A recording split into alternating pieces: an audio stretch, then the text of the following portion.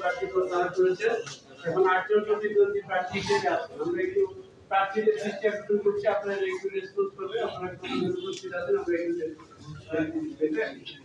আহমদ আব্দুল কাদের আছে, S M Faisal উনি আছেন,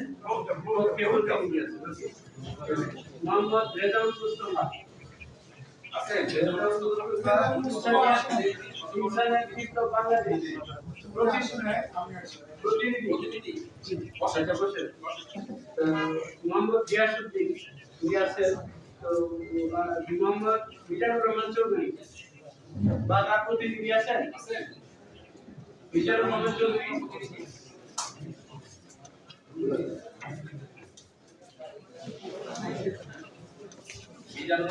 প্রতিনিধি আছেন।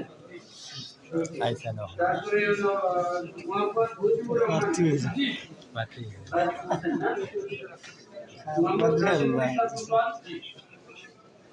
মোহাম্মদ শাহমুদ তারাবি জি ওনার প্রতিনিধি তো এই সমিতি কমিটি সবাই উপস্থিত আছে। তো জি বিসমিল্লাহির রহমানির রহিম। আমার সহকর্মীবৃন্দ এবং বিভিন্ন দলের এবং স্বতন্ত্র প্রার্থীগণ আসসালামু আলাইকুম। 242 হবিগঞ্জ আসনের আজকে প্রতিদ্বন্দ্বী প্রার্থীদের মধ্যে প্রতিফলন কার্যক্রম আপনাদের সকলকে স্বাগত জানাচ্ছি। একটু পরে আপনাদের মাঝে প্রতিফলন করা হবে। তার পূর্বে দুইটি গুরুত্বপূর্ণ বিষয় আপনাদেরকে একটু অবহিত করতে চাই, যদিও আপনারা ইতিমধ্যে অনেকে হয়তো জানেন, তারপরে হয়তো কিছু অস্পষ্টতা থাকতে পারে, অ্যাম্বিগুইটি থাকতে পারে। সেটি হচ্ছে নির্বাচনী আচরণ বিধি। আপনারা আগামীকাল থেকে আগামী 22 জানুয়ারি থেকে 10 ফেব্রুয়ারি সকাল 8টা পর্যন্ত, 7:30 পর্যন্ত আপনারা 19:30 মর্নিং 7:30 পর্যন্ত সকাল প্রচারণা করতে পারবেন। এই প্রচারণার ইতিমধ্যে আপনারা একটা লিফলেট পেয়েছেন, নিশ্চয় ওয়েবসাইট থেকে ডাউনলোড করেছেন, সব বিষয় আপনারা জানেন। তারপরে এই প্রচারণা কালে কি করতে পারবেন না তার গুরুত্বপূর্ণ অংশ আরো কিছু ব্যাপার আছে, আপনারা সেটা পড়ে নেবেন দয়া করে। কিন্তু তার গুরুত্বপূর্ণ যেগুলোতে সাধারণত আমাদের প্রার্থীগণ হয়তো অনেক সময় ভুল করে থাকেন বা এই করে থাকেন, সেই বিষয়ে আমাদের জেলা নির্বাচন কর্মকর্তা আপনাদের সামনে উপস্থাপন করবেন এবং অল্প সময় যে মূল পয়েন্টগুলো আপনারা খুব মনোযোগ সহকারে শুনবেন এবং আশা করি এই নির্বাচন প্রচারণাকালে আপনারা সেগুলো পুঙ্খানুপুঙ্খভাবে অনুসরণ করবেন। আমি এখন জেলা নির্বাচন কর্মকর্তা মহোদয়কে এই নির্বাচন আচরণ বিধির গুরুত্বপূর্ণ অংশগুলো আপনাদের সামনে উপস্থাপন করার জন্য অনুরোধ জানাচ্ছি।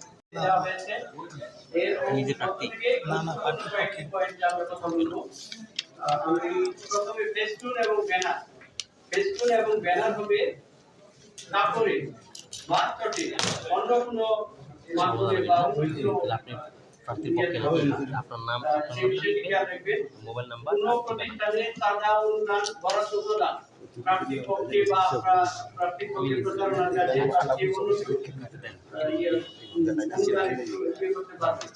অঙ্গীকার করতে পারবেন। ব্যবহারের ক্ষেত্রে আপনাদের সরকারি কর্মকর্তা যারা নির্বাচন সংশ্লিষ্ট কাজে থাকবেন, সরকারি কাজে ব্যবহৃত হবে। কোন অবস্থাতে এটা দলীয় প্রচারণা, দলীয় কাজে ব্যবহার করার সুযোগ নেই। জনসভা পথসভা করতে পারবেন, জনসভা করতে পারবেন, পথসভা করতে পারবেন। পথসভার বিষয়টা হচ্ছে, পথসভা হবে আপনি যখন 2-1 সাথে নিয়ে রাস্তার পাশ দিয়ে যাবেন তখন পথসভা। পথসভা এটা ঘোষণা দিয়ে মঞ্চ সাজিয়ে সেটাকে পথসভা হয় না। এই বিষয়টা খেয়াল রাখবেন। আপনি জনসভা করতে পারবেন, জনসভার জন্য অনুমতি নিতে হবে। রিটার্নিং অফিসার মহোদয়ের কাছ থেকে, পুলিশ সুপার মহোদয়ের কাছে আবেদন করতে হবে 24 ঘন্টা পূর্বে, স্থান তারিখ সহ উল্লেখ করে, এবং এটা নির্বাচন কমিশনকেও জানাতে হবে। জনসভায় আপনারা ব্যানার এবং ফেস্টুন, এই দুটি ব্যানার হবে 10 ফিট বাই 4 ফিট সাইজে, ফেস্টুন হবে 24 বাই 18 ইঞ্চি, 24 বাই 18 ইঞ্চি। নিউক্লিয়ার বা হেডস্ক্রিন হবে A4 সাইজের কাগজে, A4 সাইজের কাগজে। এটা হলো সর্বোচ্চ সীমা, এর থেকে ছোট হলেও থাকবে। ব্যানার ফেস্টুন লিফলেট কোনো কাগজে দলীয় প্রধানের ছবি ব্যতীত অন্য কারো ছবি দেওয়া যাবে না। এটা হচ্ছে খুবই গুরুত্বপূর্ণ অংশ, ভোটার স্লিপ এবং লিফলেট। আপনারা প্রায় এইটা গোলমাল করে ফেলেন।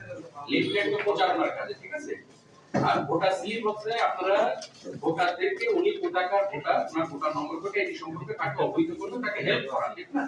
আমাদের এমনি তো ইসে থাকে কেন্দ্রে, কিন্তু এটা যদি আগে থেকে জানো এই ভোটার কেন্দ্রে ওই ভোটার সংশ্লিষ্ট তথ্য থাকে, ওনার নাম কি, ওনার পিতার নাম, মাতার নাম, ওনার ভোটার নম্বর কত, উনি কোন কেন্দ্রে ভোটার, এটা কিন্তু সেখানে কোনো ইংরেজপূর্ণ স্লোগান, কোনো দলের স্লোগান থাকে না অনেক সময়, এটা প্রার্থীর ছবি, দলীয় প্রধানের ছবি, দলের নাম, প্রতীক, এই সব ব্যবহার করা যাবে। পরিষ্কার? শুধু ভোটারের যে ইনফরমেশন সেটি থাকতে পারবে, যে ভোটারের নাম কি, ওনার পিতার নাম কি, ওনার মাতার নাম কি, ওনার গ্রাম কি, ওনার ভোটার নম্বর কত, ওনার ভোট কোন কেন্দ্রে, ঠিক আছে? এইটুকু শুধু থাকতে পারবে, কিন্তু অন্য আর কিছু এই স্লিপে থাকতে পারবে না। লিফলেট কিন্তু ভিন্ন জিনিস, বোঝা গেছে? হচ্ছে আপনাদের একসাথে বলি, ক্যাম্প এবং বিলবোর্ড এই দুটো একসাথে আমি বলবো, কারণ এই দুইটা জিনিস একই রকম। আপনারা শুনেন, বিলবোর্ড এবং ক্যাম্প প্রতি ইউনিয়নে করতে পারবেন কয়টা? একটা। প্রতি ইউনিয়নে করতে পারবেন কয়টা? আমি সেকেন্ড টাইম বলবো না, বিলবোর্ড এবং ক্যাম্প প্রতি ইউনিয়নে কয়টা বিলবোর্ড বসাইতে পারবেন এবং ক্যাম্প করতে পারবেন কয়টা? একটা প্রতি ইউনিয়নে। আর পৌরসভা প্রতি ওয়ার্ডে একটা। কোনো সমস্যা আছে বলতে? প্রতি ইউনিয়নে একটা এবং পৌরসভার প্রতি ওয়ার্ডে একটা বিলবোর্ড এবং নির্বাচনী ক্যাম্প। এটা সংশোধন আছে, আপনারা প্রতি ওয়ার্ডে, পৌরসভার প্রতি ওয়ার্ডে একটা করে বসাইতে পারবেন, আর প্রতি ইউনিয়নে একটা। এই বিলবোর্ড আর নির্বাচনী ক্যাম্প যদি একই রকম, এই জন্য আমি একসাথে বলছি। আর বিলবোর্ড রঙিন হইতে পারে, কোনো অসুবিধা নাই। বিলবোর্ডের মাপ কি বলে তো দেখি? 19 ফিট বাই 16 ফিট। এই বিলবোর্ড এই 16 বাই 9 বিলবোর্ড, এটা বসাইতে পারবে। কোন বিলবোর্ড কোন বাসার ছাদে, দেয়ালে এগুলো টাঙানো যাবে না। আপনারা বিলবোর্ড বসাবেন হয় সমতল ভূমিতে, পাঁচ কাঠ দিয়ে এগুলো, অথবা পিভিসি করা যাবে, পিভিসি করা যাবে।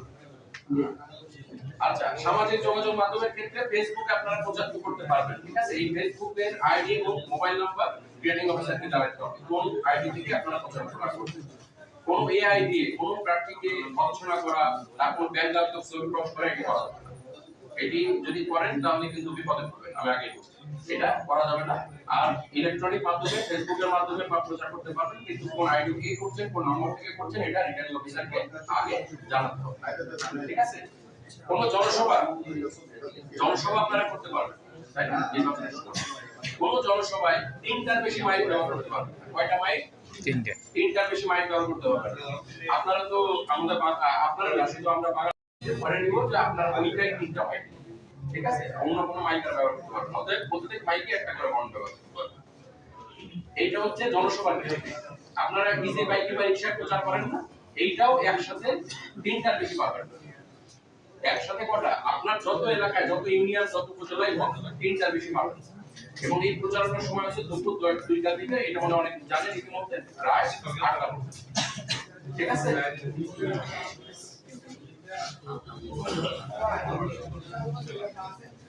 আমরা নির্বাচনী এলাকায় 3টা, ঠিক আছে? একটা টাইম 3টা ব্যবহার করতে পারবেন, ঠিক আছে? ওকে। আর হচ্ছে কোন জীবন্ত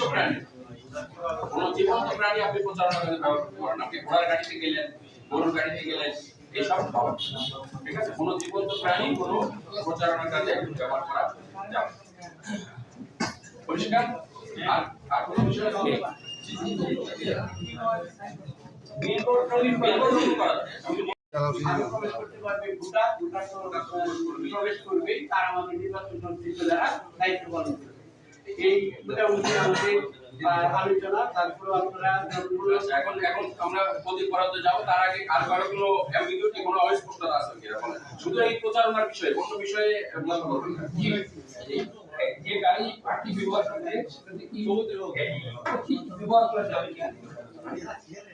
যে গাড়ি ব্যবহার করবে, ব্যবহারের জন্য গাড়ির যে পারমিশন চাই রিটার্নিং অফিসার বরাবর আবেদন করতে হবে। সেটা প্রার্থী একটা পারবেন আর নির্বাচনী এজেন্ট একটা পারবেন। এবং গাড়িতে অবশ্যই একজন ড্রাইভার থাকবে। সেটাও ড্রাইভারের ড্রাইভিং লাইসেন্স, গাড়ির লাইসেন্স এগুলি সহ রিটার্নিং অফিসার বরাবর আবেদন করতে হবে, তারপর উনি অনুমতি দিলে আপনি পাবেন।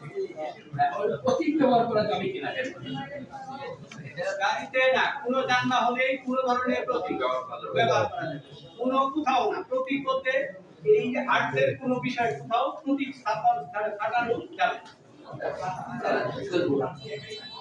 প্রার্থীর তারিখে প্রার্থী একাই থাকবে, তবে নির্বাচনী এজেন্ট যদি আপনি নিয়োগ দেন রিটার্নিং অফিসার বরাবর আবেদনের মাধ্যমে, সেক্ষেত্রে উনিও একটি গাড়ি ব্যবহার করতে পারবেন। যেটা আর যদি উনি একই গাড়িতে চলে দুইজন, তাহলে একই গাড়িতে পারমিশন নেবেন, এক গাড়ি করতে হবে। আপনি পারমিশন নেন, তাহলে আপনার গাড়ি নির্বাচনী এজেন্ট কি এক গাড়ি থাকবে, একজনের বেশি থাকার কোনো অনুমতি নেই। নির্বাচনী এজেন্ট কি সংশ্লিষ্ট ভোটার আসলে অন্তর্ভুক্ত হবে নাকি বাইরে কেউ হতে পারে? না না, সম্পূর্ণ সংশ্লিষ্ট ভোটার আসলে উনি ভোটার হতে হবে। নির্বাচনী এজেন্ট অবশ্যই ওই আসনের ভোটার হবে এবং প্রার্থী ভোটার হতে হবে। আর কোনো বিষয় মানে অস্পষ্টতা মোটরসাইকেল প্রচার প্রচারণার কোনো কাজে ব্যবহার শুধু করা মোটরসাইকেল এখানে অনুমতি এটা স্পেসিফিক স্যার বলা নেই। বলা হয় এটা এটা আপনারা জানালে আমরা ব্যবস্থা নিচ্ছি, ঠিক আছে? আলাদা সিকিউরিটি প্রার্থীর সাথে প্রচারণার ক্ষেত্রে কত মানে দেখুন সীমাবদ্ধতা রয়েছে কি যে এতজনের বেশি প্রচারণার জন্য সাথে কর্মী নিয়ে যেতে পারবেন না, এরকম কোনো তো বাধ্যবাধকতা রয়েছে? না, এটা কখনো সম্ভব না। আর কারো কোনো জিজ্ঞাসা না থাকলে আমরা যেতে পারি অনুরোধ প্রার্থী যে যারা বৈধ হয়েছেন সর্বশেষ 8 জন প্রার্থী, তাদের নাম ঘোষণা করা হয়েছে। এখন আমি তাদের মাঝে প্রতীক বরাদ্দ করছি। এখানে একজন স্বতন্ত্র প্রার্থী আছেন, বাকি সবাই বিভিন্ন দলের অর্থাৎ দলের যে নিবন্ধিত প্রতীক নির্বাচন কমিশন কর্তৃক সরবরাহ করা হয়েছে সেটি আপনাদের মাঝে বরাদ্দ করা হবে। 242 হবিগঞ্জ 4 আসন, জনগণ মাধবপুর উপজেলা। জনাব আহমদ আব্দুল কাদের আছেন, উনি আহমদ আব্দুল কাদের কি আসেন আপনার বরাদ্দকৃত প্রতীক দেওয়ালপুরি আসেন।